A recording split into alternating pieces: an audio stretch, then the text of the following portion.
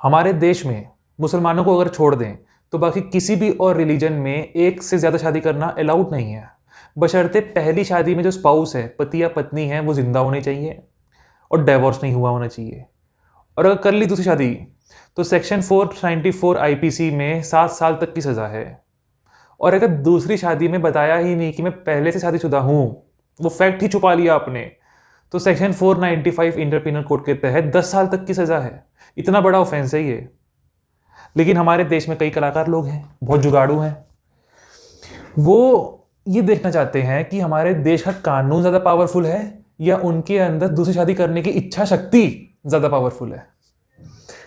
उन्होंने ये देखा कि जो सेक्शन 494 और 495 है इंडियन पिनल कोड का, ये मुसलमानों पे लगता नहीं है। अच्छा, क्यों नहीं लगता मुसलमानों पे? क्योंकि जो इंडियन पिनल कोड है सेक्शन 494 495 जिसका है, वो एक जनरल लॉ है, सभी पे अप्लाई होता है। और मुस्लिम्स के लिए क्या है? मुस्लिम पर्सनल लॉ शरीयत एप्लीकेशन एक्ट, उसको अप्लाई करने का एक्ट है। उसका सेक्शन 2 ये कहता है कि जो शादी है या तलाक है या फिर वक्फ है या फिर आपका इनहेरिटेंस है, ये सब मुस्लिम पर्सनल लॉ के तहत ही होगा। ये एक स्पेसिफिक लॉ है, तो इसलिए मुस्लिम्स पे अप्लाई होगा। और इस कानून को ताकत कैसे मिल रही है? Article 25 of constitution of India, Bharat के संविधान से, जो कहता है कि आपको राइट टू रिलीजन है। आप रिलीजन को प्रैक्टिस कर सकते हो अपने तरीके से। आप समझो आईपीसी तो बच्चा है, बाप कौन है? संविधान, उसके बाद चलेगी ना। खैर, आज की वीडियो के लिए इन जुगाड़ू लोगों की तरह अगर आप भी ये सोचते हैं कि अगर मुस्लिम में तो 4 शादी अलाउड है और मैंने तो अभी एक ही करी है, तो एक काम करता हूं, मुसलमान बनता हूं, 2 3 4 शादी करता हूं और कुछ नहीं होगा मुझे। अगर आप भी ऐसा सोचते हैं तो ये आपकी बहुत बड़ी गलतफहमी है। जेल जाना ही जाना है फिर आपको। और अगर जेल जाओगे तो धर्मेंद्र हेमा मालिनी केस में धर्मेंद्र क्यों नहीं गया? बेहद ही भोली शक्ल है, लेकिन अंदर से उतना ही खुराफाती भी है। शादी दूसरी कर ली उसने, लेकिन जेल नहीं गया। क्यों नहीं गया, कैसे बचा, ये बताऊंगा आपको। शुरुआत करने से पहले अगर आपको टॉपिक इंटरेस्टिंग लगा तो चैनल को सब्सक्राइब कर लीजिए। ऐसे और भी वीडियोस, ऐसे और भी टॉपिक्स आपको मिल जाएंगे चैनल पे। तो चलिए शुरू करते हैं। ऐसे बहुत सारे केसेस हैं सुप्रीम कोर्ट के सामने जिसमें हस्बैंड और वाइफ कन्वर्ट हुए हैं दूसरी शादी करने के लिए। फीमेल्स भी कन्वर्ट हुई हैं शादी करने के लिए, मेल्स भी कन्वर्ट हुए हैं शादी करने के लिए। लेकिन सभी केसेस में एक ही केस को रेफर किया जाता है या फॉलो किया जाता है। उस केस के बारे में समझते हैं जो फाउंडिंग केस है। वो है Sarla Mudgal, president Kalyani and others versus Union of India and others, 1995 का ये केस है। इसमें बहुत सारे पेटिशनर्स थे, असली में बहुत सारे पेटिशनर्स थे, सबको क्लब कर लिया था इकट्ठे इसी केस के अंदर। तो लेकिन फैक्ट एक ही जैसे है। फैक्ट क्या है? एक हस्बैंड वाइफ है, हस्बैंड और वाइफ है, और हस्बैंड ने मुस्लिम बन के शादी कर ली दूसरी, और वाइफ के पास गया, पहली वाइफ के पास। उसने बोला कि देखो भाई, हमारी जो शादी हुई है हिंदू मैरिज एक्ट के तहत हुई है, जो रीति रिवाज से होती है। वो क्या कहता है हिंदू मैरिज एक्ट कि ये किस पे अप्लाई होगा? हिंदू मैरिज एक्ट हिंदुओं पे अप्लाई होगा, सिखों पे अप्लाई होगा, जैनों पे अप्लाई होगा, बुद्ध पे अप्लाई होगा, आर्य समाजी पे अप्लाई होगा, और भी बहुत सारे उन पे अप्लाई होगा, लेकिन मुसलमानों पे अप्लाई नहीं होगा। वो कहते शादी हमारी हुई थी हिंदू मैरिज एक्ट के तहत। अब तो मैं हिंदू हुई नहीं, तो सब्जेक्ट मैटर था जो मैं हूँ यहाँ पे हिंदू, अब हिंदू ही नहीं रहा, मुसलमान बन गया, तो शादी हमारी मतलब नल एंड वॉइड हो गई, वो खत्म हो गई, डिसॉल्व हो गई। तो ये केस गया और बहुत बड़े पैमाने पे ऐसा हो रहा था। क्रिश्चियन से मुस्लिम बन रहे थे लोग, हिंदू से मुस्लिम बन रहे थे लोग, जैनों से मुस्लिम बन रहे थे लोग शादी के लिए। तो ये बहुत बड़े पैमाने पे चीज चल रही थी। सुप्रीम कोर्ट ने फिर इसको लिया और इस पे 3 सवाल खड़े हुए कोर्ट के सामने, 3 इश्यूज थे। पहला था, क्या एक हिंदू कन्वर्ट होने के बाद मुस्लिम में शादी कर सकता है क्या 2 3 4 जितना उसका मन करे? दूसरा इशू कि क्या जो सेकंड मैरिज करेगा उसकी क्या वैलिडिटी है, वो नल एंड वॉइड है कि वैलिड है वो मैरिज? तीसरा क्वेश्चन, अगर जो हस्बैंड है जिसने शादी करी है दूसरी मुस्लिम बनने के बाद, वो क्या उस पर बाइगैमी का चार्ज लगेगा 494 के तहत? ये 3 सवाल थे। आर्ग्यूमेंट सुन लीजिए शॉर्ट में। पेटिशन जिन्होंने केस किया था उन्होंने आर्ग्यू किया, शॉर्ट में बता रहा हूं आपको, कि हमारे जो हस्बैंड है वो सिर्फ शादी करने के लिए ही मुस्लिम बने हैं। शॉर्ट में समझिए कि ना इनको नमाज पढ़नी है, ना इन्होंने खतना कराना है, मतलब घर में घंटी ही बजेगी, इनकी पूजा ही होगी, समाज में हिंदू की तरह से ही रह रहे हैं, बस कागज पे मुसलमान है। और यहां तक जो सुष्मिता घोष नाम की एक पेटिशनर है जो कि लिली थॉमस के केस में थी। लिली थॉमस भी बहुत इंपॉर्टेंट जजमेंट है जो इसके बाद आई थी, लेकिन उसको भी इसी केस में ही सुप्रीम कोर्ट ने क्लब कर लिया था। जीसी, उनका जो सुष्मिता घोष का जो हस्बैंड था उसका नाम था जीसी घोष, ज्ञानचंद घोष। वो मुस्लिम बन गया, और नाम जब भी कोई मुस्लिम बनता है तो उसका नाम मुसलमान वाला हो जाता है, काजी दे देता है उसको, या फिर जो भी वहां पे अथॉरिटी है वो उनके पर्सनल लॉ के तहत उसे दूसरा नाम दी जाता है। उसका नाम हुआ मोहम्मद करीम गाजी।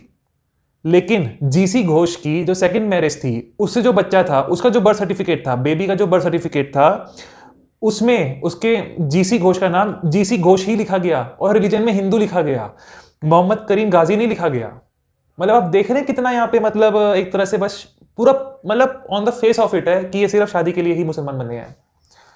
दूसरी तरफ रिस्पोंडेंट जो कि ये लोग थे, इनकी आर्ग्यूमेंट बहुत चौड़ में आए थे। सब कह रहे थे कि हम तो भैया मुसलमान हैं, 4 शादी कर सकते हैं, कोर्ट को सबूत चाहिए, सबूत रहा ये हमारा कन्वर्जन सर्टिफिकेट, ठीक है, शादी हम 4 करेंगे, कोई रोक नहीं सकता। हिंदू मैरिज एक्ट जो है हिंदू सिख जैन पे अप्लाई होगा, हम पे अप्लाई नहीं होगा। सेक्शन 2 ये कहता है हिंदू मैरिज एक्ट का, हम पे अप्लाई नहीं होगा।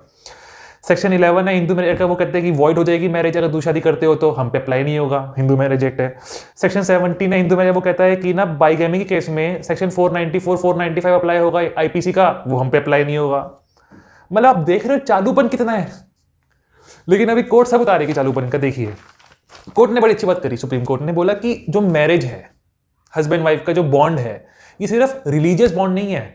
यहाँ पे हस्बैंड है, वाइफ है, दोनों के फैमिलीज हैं, बहुत सारे इमोशंस हैं, सिर्फ लॉ भी है इसके अंदर, सिर्फ यहाँ पे मजहब नहीं खेल रहे। अब आते हैं लॉ के पॉइंट पे। सुप्रीम कोर्ट ने कहा कि हो सकता है अभी आप मुसलमान हो, लेकिन जब शादी हुई थी तब आप हिंदू थे, हिंदू के रीति रिवाज से आपने शादी करी, हिंदू मैरिज एक्ट के तहत आपने शादी करी।